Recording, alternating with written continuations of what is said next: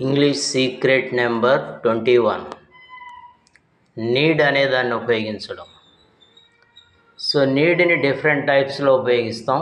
ఒకటి హెల్పింగ్ వెర్బ్గా, అవసరం ఉండుట అనే అర్థంలో. దీని formula subject plus need plus to plus verb 1 plus object. Examples చూద్దాం. ఫస్ట్ వన్, నేను అక్కడికి వెళ్ళాల్సిన అవసరం ఉంది.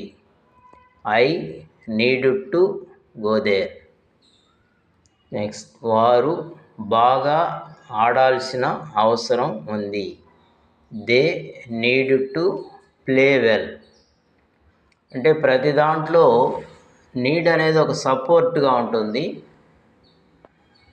వేరే అవసరం ఉంటుంది. అంటే వెళ్ళాల్సిన అవసరం ఉంది, ఆడాల్సిన అవసరం ఉంది, తినాల్సిన అవసరం ఉంది, కొనాల్సిన అవసరం ఉందని వేరే వెర్బ్ సపోర్ట్తో ఉంటుంది. దీన్ని హెల్పింగ్ వెర్బ్గా వాడతాం. నెక్స్ట్, దీన్ని మెయిన్ వెర్బ్గా కూడా వాడతాం. మెయిన్ వెర్బ్గా వాడినప్పుడు 3 రూపాలు ఉంటాయి కదా, నీడు, నీడెడ్, నీడెడ్. సో దీన్ని టెన్స్లో వాడినప్పుడు నాకు రోజు కొంత డబ్బు అవసరం ఉంటుంది. అంటే ఇది simple present. I need some money daily. ఇక్కడ నీడ్ అనేది మెయిన్ వెర్బ్గా పనిచేస్తుంది. నెక్స్ట్, నాకు నిన్న కొంత డబ్బు అవసరమైంది. ఇది నిన్నటి సంగతి పాస్ట్ కాబట్టి I needed some money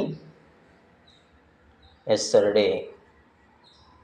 next, నాకు రేపు కొంత డబ్బు అవసరం అవుతుంది.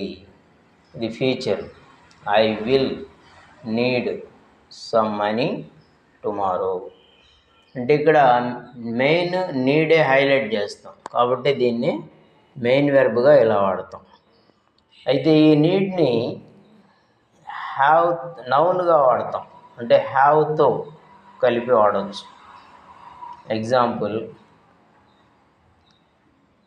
I have no need of money. అంటే నాకు డబ్బు అవసరం లేదు. ఐ హ్యావ్ నో నీడ్, నాకు అవసరం లేదు. ఇక్కడ హ్యావ్ అనేది వెర్బ్గా ఉంటుంది, నీడ్ని నౌన్గా ట్రీట్ చేస్తాం.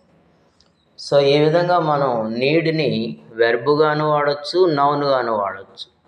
సో ఆ వెర్బుల్లో కూడా హెల్పింగ్ వెర్బ్గా వాడినప్పుడు 2 + ఫస్ట్ వెర్బ్ అని మెయిన్ వెర్బ్ సపోర్ట్ తీసుకుంటుంది.